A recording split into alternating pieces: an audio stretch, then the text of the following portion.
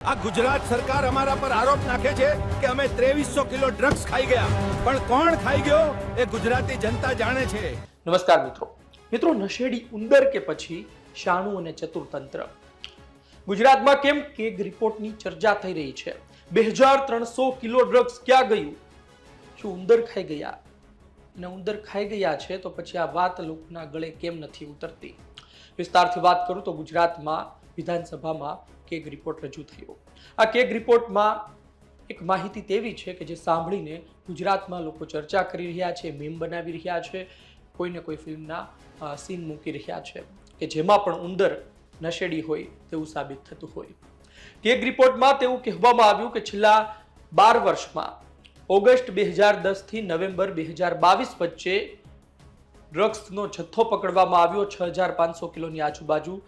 તેમાંથી હિસાબ મળે છે ફક્ત 4100 કિલોનો.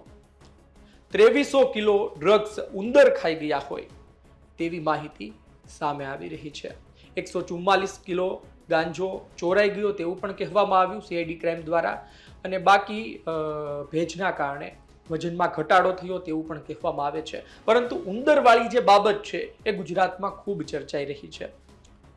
લોકો પાછા ચર્ચા એ પણ કરી રહ્યા છે કે આ ઉંદર એટલા નશેડી બની રહ્યા છે કે ડ્રગ્સ સુધી પહોંચી જાય ને. આ ડ્રગ્સનો જથ્થો તમે રાખો છો તો કેવી સ્થળે રાખો છો, કેવા જગ્યા પર રાખો તો કે એ સુરક્ષિત ના હોય, ઉંદર પણ પહોંચી જાય અને ડ્રગ્સનો જથ્થો ખાલી પણ કરી દે? આ સવાલ થઈ રહ્યો છે. ગુજરાત એક તરફ ડ્રગ્સ બાબતે ઝીરો ટોલરન્સની નીતિથી આગળ વધતું હોય એવું કહેવામાં આવે છે કે ડ્રગ્સ બાબતે કશું ચલાવી લેવામાં નહીં આવે. પહેલા વાત દારૂની થતી હતી, હવે દારૂ એટલો બધો વધી ગયો છે, એટલો બધો ઠલવાઈ રહ્યો છે, એટલો બધો પકડાઈ રહ્યો છે ને એટલો બધો વહેંચાઈ રહ્યો છે, લોકો પી રહ્યા છે કે દારૂના સમાચાર હવે લોકોને સામાન્ય લાગવા લાગ્યા છે. દેશી દારૂની હાટડીઓ ગામડે ગામડે તમે જુઓ ધમધમતી હોય, લોકો કેમિકલ વાળો દારૂ પી પીને મરી રહ્યા હોય, યુવાનો મરી રહ્યા હોય, કઈ ફરક નથી પડતો.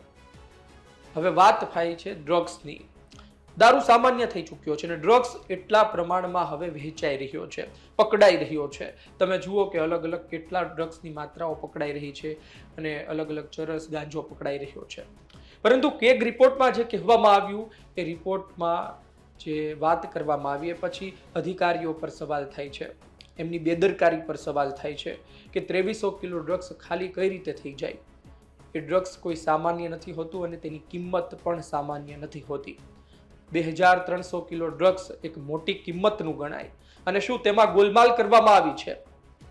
આ તો આપણે ફક્ત સવાલ કરી શકીએ, કારણ કે જવાબ તો તેમણે આપી દીધો છે કે 3 જવાબ આપ્યા હતા, એ 3 મેં તમને કહ્યા. જોઈએ આવનાર દિવસમાં વધુ શું થાય છે, પરંતુ આ ચર્ચા કરવી એટલા માટે પણ જરૂરી બને છે કારણ કે ગુજરાતમાં ડ્રગ્સ એક તરફ મહત્વનો મુદ્દો બન્યો છે, પછી કોંગ્રેસ હોય કે આમ આદમી પાર્ટી હોય તે મુદ્દે સરકાર સામે મોરચો માંડી રહી છે. આજકાલ કોલેજો સુધી આ ડ્રગ્સ પહોંચી ગયું છે. મહાનગરોમાં સામાન્ય રીતે મળી જાય તે પ્રકારની પરિસ્થિતિનું સર્જન થઈ રહ્યું છે. આ વચ્ચે આ ડ્રગ્સની પકડાયેલી માત્રા પણ ઘટી જવી, પોલીસ પાસે જે જથ્થો છે એમાં પણ ઘણો જથ્થો ચોરાઈ જવો, ઉંદરો ખાઈ જાય, આવા જવાબ લોકોના ગળે નથી ઉતરતા. આપનું શું કહેવું છે કોમેન્ટ બોક્સમાં લખજો. આપ શું વિચારો છો? આપને લાગે છે કે ખરા અર્થમાં 2300 કિલો 2300 કિલો ડ્રગ્સ ઉંદરો ખાઈ ગયા? આ વાત પર આપનું શું કહેવું છે કોમેન્ટ બોક્સમાં લખજો. ધન્યવાદ.